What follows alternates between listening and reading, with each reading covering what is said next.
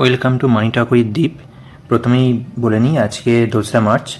এই সপ্তাহে stock market কতদিন চলবে সেটা নিয়ে একটা কথা বলে নিই। কালকে 3রা মার্চ, কালকে হোলির ছুটি আছে, একটা দিনই ছুটি আছে এই সপ্তাহে।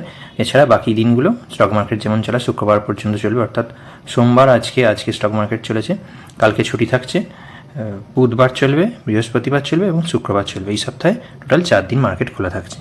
তাহলে এরপরে আমরা গুরুত্বপূর্ণ আজকের যে খবরগুলো আছে সেগুলো নিয়ে একটু আলোচনা করে নিই, যে এবার কি সত্যি তাহলে ইরানের তেলের কুয়োতে আগুন লাগতে চলেছে। সেটাই আজকের মেন টপিক।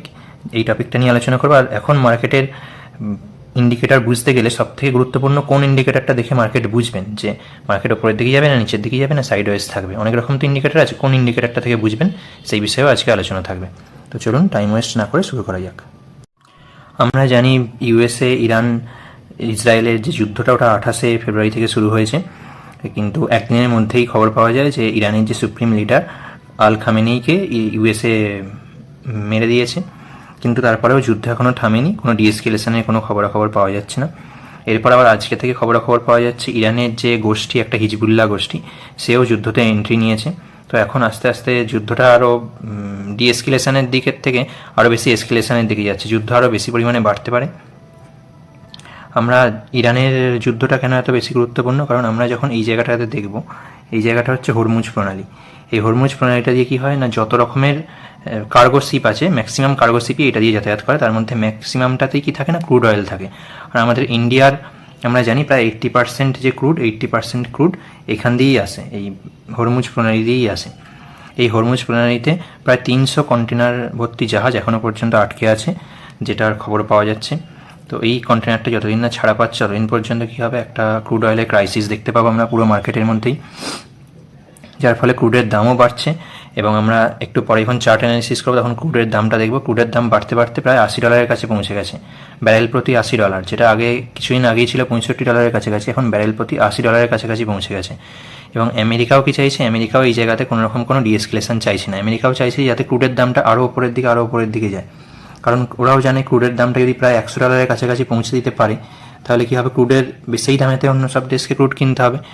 আর আমেরিকা আমরা জানি কিছুদিন আগেই ভেনিজুয়েলার যে ক্রুড অয়েলটা আছে বা ভেনিজুয়েলা দেশটার ওপরে দখল নিয়েছে ওর রাষ্ট্রপতি মাদুরোকে তুলে এনে। তো ওই ক্রুডগুলোও তখন কী হবে, তখন আমেরিকা অনেক বেশি দামে বিক্রি করতে পারবে। এর ফলে আমেরিকাও চাইছে এই মিডল ইস্টের টেনশনটা এখন বেশ কিছুদিন বজায় থাকুক, যাতে ক্রুডের দামটা আরও বেশি বাড়তে বাড়তে প্রায় $100 কাছাকাছি পৌঁছে যায়। এছাড়াও আমাদের আর একটা বিষয়ের দিকে নজর রাখতে হবে, এখান থেকে যখন এখান দিয়ে আসতে পারছে না এই হরমুজ প্রণালীটা দিয়ে, তখন কী হবে, আমাদের দেশে তো ক্রুড প্রয়োজন আছে, আমাদের দেশে ক্রুড প্রয়োজন যখন আমরা এখান থেকে পাচ্ছি না, তখন কী করতে হবে, আমাদের বাইরের দিক থেকে দেখতে হবে। বাইরের দিক থেকে দেখতে গেলে সব থেকে বেশি আমরা ক্রুড কার কাছ থেকে পেতে পারি, রাশিয়ার কাছ থেকে পেতে পারি। এবার রাশিয়ার কাছ থেকে ক্রুড আনার কথা এখন আমাদের ইন্ডিয়া চিন্তা করে দেখছে যে আগে 40%-এর কাছাকাছি নিত, সেটা কমতে কমতে এখন 20%-এ চলে এসেছিলো। আবার ওটা বাড়ানো যায় কিনা, কারণ ওটা বাড়লে আবার একটা প্রবলেমের দিক আছে যে ইউএসএ হয়তো ইন্ডিয়ার ওপর এক্সট্রা ট্যারিফ লাগিয়ে দিতে পারে, যেটা আগের বারে লাগিয়েছিল। রাশিয়ার থেকে ক্রুড কিনে ইউএসএ যেটা দোষারোপ করছিল যে ইন্ডিয়া নাকি রাশিয়া ইউক্রেনের যুদ্ধে ফান্ডিং করছে, যার জন্য এক্সট্রা 25% ট্যাক্স লাগিয়েছিল। সেটা এখন ওদের সুপ্রিম কোর্ট ক্যান্সেল করেছে, এরকম কোনো ট্যারিফ লাগানো যাবে না। তবুও দেখা যাক যে আমাদের এখন রাশিয়া থেকে ক্রুডটা বেশি করে কেনা যায় কিনা। আচ্ছা, এরপরে আর একটা খবরের দিকে চলে যাবো। আফগানিস্তানের সঙ্গে পাকিস্তান আমাদের পড়শি দেশ, যে তার একটা ঝামেলা চলছে, আমরা অনেকদিন থেকে খবর পাচ্ছি। আফগানিস্তান কী করেছে না, ড্রোন স্ট্রাইক করেছে পাকিস্তানের কোথায় না, পাকিস্তানের নূর খান বেসে, যেটা অ্যাকচুয়ালি ওদের সব থেকে ইম্পর্টেন্ট একটা বেস বলা যেতে পারে, খুব স্ট্র্যাটেজিকের পজিশনটা আমি একদিন অন্য কোনো একটা ভিডিওতে আলোচনা করবো। ভারতও কিন্তু যখন অপারেশন সিন্দুর হয়েছিল তখন এই নূর খান বেসেই অ্যাটাক করেছিল অপারেশন সিঁদুরের সময়। তো আফগানিস্তানও এই ড্রোন স্ট্রাইক করেছে এই বেসের উপরে, যার জন্য পাকিস্তানের অবস্থা এখন খুবই খারাপের দিকে দেখতে পাওয়া যাচ্ছে। পাকিস্তানের যে স্টক মার্কেট সেটা প্রায় দেখুন, করাচি 100 প্রায় 9.57%, প্রায় 10% আজকে পড়ে গেছে। এমনই অবস্থা হয়েছিল আজকে পাকিস্তানের মার্কেটের যে পড়তে পড়তে সার্কিট লেগে গেছিলো, যখন প্রায় 1 ঘন্টার জন্য মার্কেট বন্ধ রাখতে হয়েছিল। সেটা আমাদের ক্ষেত্রে হয়েছিল নিফটিতে প্রায় 2020 সালের মার্চের 27 তারিখ সম্ভবত হয়েছিল, যে এত ডাউন হয়ে গেছিলো কোভিডের জন্য, যে সার্কিট লেগে গেছিলো বলে কিছুক্ষণের জন্য বন্ধ রাখা ছিল। আজকে করাচির মার্কেটে সেটা হয়েছে পাকিস্তানের, যে প্রায় একদিনে 10% ফল করেছে, টপ থেকে দেখতে গেলে প্রায় 20% ফল করে গেছে, যার জন্য ওদের মার্কেট কিছুক্ষণ বন্ধ রেখেছিল ওরা। আচ্ছা, আর একটা গুরুত্বপূর্ণ খবরের দিকে চোখ রাখবো। ইউএসএ অ্যানথ্রপিক, যে ওদের ওখানে যে একটা এআই সংস্থা, সেই সংস্থাটাকে ব্যান লাগিয়েছিল। কারণ কি না, অ্যানথ্রপিকের যে এআই সিস্টেম সেটা ইউএসএ এর মিলিটারি ফোর্স ইউজ করতো। এবার ওরা চাইছিল অ্যানথ্রপিকের পুরো এআই সিস্টেমের উপর টোটাল কন্ট্রোল, কিন্তু অ্যানথ্রপিক চাইছিল না যে টোটাল কন্ট্রোল দিতে, কারণ ইউএসএ মিলিটারি ফোর্স চাইছিল, আমরা যেমন সিনেমাতে দেখি না যে কোনো একটা রোবট বা কোনো একটা এরকম এআই ড্রোন এসে যে কোনো একটা কিলিং মেশিনের মতো, মানে যাকে ইচ্ছা মেরে দিচ্ছে, কোনো হিউম্যান অর্ডার আর লাগছে না, অটোমেটিক মেরে দিচ্ছে। তো ইউএসএও চাইছিল এরকম অটোমেটিক মেশিন বানাতে এআই দিয়ে, যেটা অ্যানথ্রপিক পুরোপুরি সোর্স কোডটা দিতে চাইছিল না। যার জন্য কি দেখা গেছে না, পেন্টাগনের সঙ্গে অ্যানথ্রপিকের একটা, পেন্টাগন হচ্ছে ইউএসএর মিলিটারি বেসের হেডকোয়ার্টার, ওর সঙ্গে একটা অ্যানথ্রপিকের একটা ক্ল্যাশ চলছিল। যার জন্য ইউএসএ প্রেসিডেন্ট কী করেছে, অ্যানথ্রপিককেই পুরোপুরি ব্যান করে দিয়েছে, যে যতক্ষণ না ওরা পুরোপুরি সব ফুল কন্ট্রোল ইউএসএ মিলিটারি হাতে দিতে সম্মত হচ্ছে ততক্ষণ পর্যন্ত অ্যানথ্রপিককে বাদ দিয়েছে। এবারে আর একটা ডাটার মাধ্যমে কি দেখতে পাওয়া যাচ্ছে, ইউএস ইউজড অ্যানথ্রপিক্স ক্লাউডে AI in Iran strike hours after Trump's ban. এটা রিপোর্ট থেকে জানতে পারা যাচ্ছে যে অ্যানথ্রপিককে ব্যান করার পরেও অ্যানথ্রপিক ক্লাউডের সিস্টেমকে কাজে লাগিয়েই ইউএসএ ইরানের ওপরে স্ট্রাইকটা এনেছে। যার ফলে কি হয়েছে, যার ফলে ইউএসএ ইরানের এতটা প্রথমে ছটকাতেই এতটা ক্ষতি করতে সম্মত হয়েছে। এবার অ্যানথ্রপিককে ব্যান করে দেওয়া হয়। আরও একটা জিনিস ইউএসএ বলেছে যে অ্যানথ্রপিকের সঙ্গে যে যে কোম্পানি কাজ করবে সেই সব কোম্পানিগুলোও সমস্ত রকম কন্ট্রাক্ট ব্যান করবে। এবার দেখবেন আপনারা আমার চ্যানেলেই পুরানো ভিডিওতে দেখবেন, আমি এখানে ওপরে আই বাটনে দিয়ে দেবো যে ইনফোসিসের সঙ্গে অ্যানথ্রপিকের একটা কন্ট্যাক্ট হয়েছিল এই জাস্ট কিছুদিন আগেই। এর ফলে কি হচ্ছে, ইনফোসিসের যে টোপ্যাজ একটা সিস্টেম আছে, সেই সিস্টেমটা ইউএসএর নানান কাজেতে লাগে। এবার তার সঙ্গে যখন অ্যানথ্রপিক জুড়ে যাচ্ছে তখন কী হচ্ছে, ইনফোসিসেরও যে কন্ট্রাক্টগুলো আছে সেগুলো ব্যান হওয়ার দিকে যাচ্ছে। তো ওখানে ইনফোসিসের স্টকের ক্ষেত্রেও একটা বড় খতরা দেখতে পাওয়া যাচ্ছে আর কি। এটা নিয়ে অ্যানথ্রপিক ওদের সুপ্রিম কোর্টে অ্যাপিল করেছে। এবার দেখা যাক সুপ্রিম কোর্টের রায়টা কী আছে তার উপর। অ্যানথ্রপিকের প্রায় $200 বিলিয়ন কন্ট্রাক্ট ঝুলে আছে। আচ্ছা, এরপর আমরা এর পরের খবরে দিয়ে যাবো যে আজকে আমাদের ভারতীয় মার্কেটে ডিআইআই এফআইআই কতটা বাইং বা সেলিং করলো। আজকে ডিআইআই আমাদের ডোমেস্টিক ইনস্টিটিউশনাল ইনভেস্টার 8,593 কোটি টাকা বাইং করেছে, এফআইআই ফরেন ইনভেস্টার প্রায় 3,295 কোটি টাকা সেলিং করেছে। তো ফরেন ইনভেস্টার লাগাতার সেলিং করতেই থাকছে। মাঝখানে ফেব্রুয়ারি কিছুদিন বাইং করেছিল অল্প অল্প, তো আবার সেলিং মোডেই চলে গেছে। এবার আমরা মার্কেটের ইন্ডেক্সের মুডটা বা সেন্টিমেন্টটা একটু দেখে নেবো। সেন্টিমেন্ট কিন্তু গ্রিডে ছিল, গ্রিড থেকে এখন ফিয়ারে চলে এসছে। এবার আমরা নিফটি অ্যানালিসিসটা একটু দেখে নেবো আজকে। এবার আমরা এখানের প্রত্যেকটা সেক্টর দেখে নেবো। সব সেক্টরই প্রায় লালে আছে। অনেকেই কোশ্চেন করেন যে স্যার আপনার পোর্টফোলিও কিসে আছে, লালে আছে না গ্রিনে আছে। তো আজকের কথা যদি বলি, আজকে সকালের দিকে কিছুটা গ্রিনে ছিল, কারণ আমার পোর্টফোলিওতে কিছুটা ডিফেন্স আছে। এই আজকে যেমন ডিফেন্স কিছুটা পজিটিভে ক্লোজিং দিয়েছে, আর কিছুটা গোল্ড আছে যার জন্য। তারপরে একটা সময় এতে গিয়ে -2%-এরও নিচে চলে গিয়েছিল। তারপর আলটিমেটলি 1.1%-এর কাছাকাছি ক্লোজিং দিয়েছে। আর আজকে ডিফেন্স আর ফার্মা এই দুটো পজিটিভে আছে, বাকি সবই নেগেটিভে আছে। আপনাদের পোর্টফোলিও কীরকম কী পার্সেন্টেজ পজিটিভ বা নেগেটিভে আছে সেটাও কমেন্ট করে চাইলে জানাতে পারেন। আচ্ছা, প্রথমেই আমি একটা জিনিস বলেছিলাম যে এখন কোন ইন্ডিকেটারের দিকে নজর রাখতে হবে মার্কেটে পজিটিভ নেগেটিভ যে মুভমেন্ট আসছে সেটা কোন ইন্ডিকেটার দিয়ে আমরা বুঝতে পারবো। তো তার উত্তরটা এখানে বলে দিই। এটা হচ্ছে আমাদের এই যে ইন্ডিকেটারটা দেখছেন, অয়েল ইন্ডিকেটার। এই অয়েল ইন্ডিকেটার দিয়ে আমরা বুঝতে পারবো এখন মার্কেট কোন দিকে যাবে। না কোনো মুভিং অ্যাভারেজ ইন্ডিকেটার বা এখন আরএসআই ইন্ডিকেটার, এইসব কোনো ইন্ডিকেটার এখন কাজ করবে না। এখন আমাদের দেখতে হবে সবসময় যে ক্রুড অয়েল কোন দিকে যাচ্ছে। ক্রুড অয়েল যদি ওপরে যায় মার্কেট ওপরের দিকে, মার্কেট নিচের দিকে যাবে। ক্রুড অয়েল যদি নিচের দিকেতে যায় তবেই মার্কেট ওপরের দিকে যাবে। এটা এখানে ইনভার্সলি প্রপোর্শনেট ক্রুড অয়েলের সঙ্গে। ক্রুড অয়েল প্রায় $80 কাছাকাছি মুভ করছিল, এখন $77 কাছাকাছি মুভ করছে। এখন যে হারে যুদ্ধ পরিস্থিতি এবং যে হারে বিশ্ব মার্কেট চলছে, এখন ক্রুড অয়েলের দিকেই নজর রেখে আমাদের মার্কেটে পজিশন নিতে হবে। এবারে দেখে নিই গোল্ড $5,296 আছে। বিটকয়েন, ইথেরিয়াম এটাও কিছুটা পজিটিভে দেখতে পাওয়া যাচ্ছে। ইথেরিয়াম $2,000 ওপরে এবং বিটকয়েন $69,000 কাছাকাছি আছে। ক্রিপ্টো কিছুটা নেমেছিল, আবার ওপরের দিকে উঠে কিছুটা পজিটিভে ক্লোজিং দিচ্ছে এখন।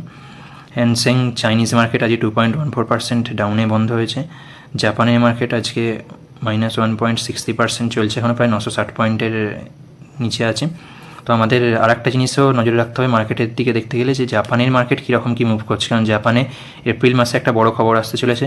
জাপান যদি কোনো কারণে জাপানের যে রেট আছে সেই রেটটা যদি একটুও হাইক করে, তাহলে কিন্তু পুরো অল ওভার ওয়ার্ল্ডের ইকোনমি থেকে টাকা তুলে নিয়ে জাপানে যাওয়ার একটা চান্স থাকবে। জাপানের ইয়েন ক্যারি ট্রেডের একটা খতরনাক জিনিস কিন্তু আমাদের মাথার উপরে এমনিতেই রয়েছে। আচ্ছা, ন্যাসড্যাকে অল্প পজিটিভ দেখতে পাওয়া যাচ্ছে 19 পয়েন্টের। ডাউ জোন্স 81 পয়েন্ট নেগেটিভে চলছে। ইন্ডিয়ান ভিক্স যেটা ভোলাটিলিটি ইন্ডেক্স বলি, সেটা আজকে কিন্তু প্রায় 25% ওপরে গেছে, মানে 17 পয়েন্টের কাছাকাছি চলে গেছে। মানে যথেষ্টই ভোলাটাইল মার্কেট এবং যথেষ্টই মার্কেটে ফিয়ার এন্টার হচ্ছে। নিফটি 500 ইন্ডেক্স প্রায় 1.5%-এর কাছাকাছি পড়েছে। মাইক্রো ক্যাপ 2%-এর উপরে নেগেটিভে ক্লোজিং দিয়েছে আজকে। স্মল ক্যাপ 2%-এর কাছাকাছি ক্লোজিং দিয়েছে মাইনাসে। মিড ক্যাপও 1.7% মাইনাসে ক্লোজিং দিয়েছে। ব্যাঙ্ক নিফটি 1.14% নেগেটিভ এবং নিফটিও 1.24% নেগেটিভে ক্লোজিং দিয়েছে। গিফট নিফটিও -1.44% নেগেটিভেই আছে। আচ্ছা, এবার আমরা নিফটি অ্যানালিসিসটা একটু দেখে নিই। নিফটিতে দেখুন, আমরা আগের দিনেতেই আলোচনা করেছিলাম যে কোথায় আপনারা মার্কেটকে শর্ট করার একটা আমরা চান্স পাবো। আপনারা অনেকেই লেভেলটা জানতে চান, সেই লেভেলটা আগেই বলেছিলাম যে 25,350-এর নিচে যখন যাবে তখনই শর্টের দিক দেখা যেতে পারে। তো সেটা সেই ভিডিওটা দেখে যারা শর্ট করেছেন তারা অলরেডি ভালো রকমই প্রফিট বুক করে নিয়েছেন আজকে আশা করি। আর যদি কেউ বুক না করেন, এখানে হেজিং অ্যাক্টিভেট করতে হবে আপনাকে, কারণ এটা অনেকটাই নিচে চলে এসেছিলো 24,600। এখানে একটা সাপোর্ট নিয়ে ওপরের দিকে থেকে গেছে।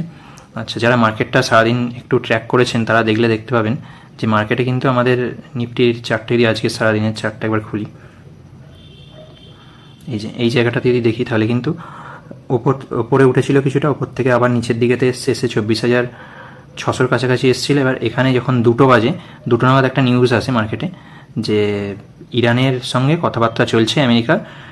তো ওরা হয়তো আর পরমাণু যে অস্ত্র তৈরি করার কথা বলছিল সেটা হয়তো আর নাও করতে পারে, যদিও পরে ইরানের থেকে এটা ডিনাই করা হয়েছে, এরকম কোনো কথা হয়নি। তো এই খবরটা শুনেই কী হয়েছিল না, মার্কেট একটু উপরের দিকটাতে উঠেছিল। তারপরেতে আবার কী হয়েছে, তারপরেতে আবার সেন্টিমেন্ট যে জায়গায় সেই জায়গাতেই এখন নেগেটিভ সেন্টিমেন্টই চলে এসছে। কারণ এরকম যদি আমরা দেখি যে নিয়ার টার্মে কিছু কথাবার্তা হয়ে সব আলোচনার মাধ্যমে ঠিক হয়ে গেল, তাহলে হয়তো এখান থেকে আবার মার্কেট বাউন্স করে 25,350-এর উপরেই যেতে পারে। তবে যেটার চান্স খুবই কম আছে। এখন মার্কেট হয়তো এই 25,350 থেকে 24,600 এই লেভেলটার মধ্যেই ঘোরাফেরা করবে। আরও স্পেসিফিকভাবে বলতে গেলে 24,800 এই লেভেলটা এখানে মার্ক করে দিলাম। 24,800 লেভেলটা যদি ব্রেক করে, আজকে 24,865-তে ক্লোজিং দিয়েছে, 24,800 লেভেলটা যদি ব্রেক করে নিচে আসে তাহলে ইমিডিয়েট সাপোর্ট পাবে 24,600-র কাছে। তারপরেতে সাপোর্ট আছে 24,400-র কাছে একটা, তারপর 24,000 সাপোর্ট, তারপর কিন্তু এর সাপোর্ট আছে 23,850-এর নিচের সাপোর্টগুলো এখন আলোচনা করলাম না।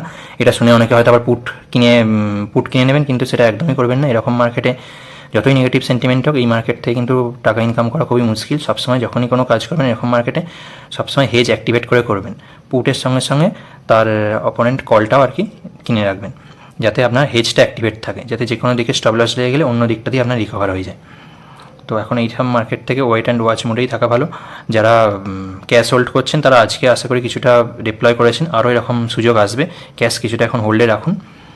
আর তো আজকে এই পর্যন্তই। এখন আমাদের দেখতে হবে 23,850 এই লেভেলটাতে এসে নিফটি সাপোর্ট নেয় কিনা। ইমিডিয়েট যদি কিছু এর থেকেও খারাপ খবর হয় তখন এর পরের লেভেল আপনাদের সাথে আলোচনা করবো। এখন উপরের দিকের পজিটিভ নিউজ কিছু নেই মার্কেটের। তো আজকে এই পর্যন্তই, দেখা হচ্ছে আবার কালকের ভিডিওতে। কালকে মার্কেট ক্লোজিং আছে, কালকে সম্ভবত ভিডিও নাও আসতে পারে, তাহলে পরশু দিনের ভিডিওতে আবার দেখা হতে পারে। ভালো থাকবেন। আর ভিডিওটা যদি কোনোভাবে হেল্পফুল লাগে তো চ্যানেলটাকে আপনি সাবস্ক্রাইব করে রাখতে পারেন। ধন্যবাদ।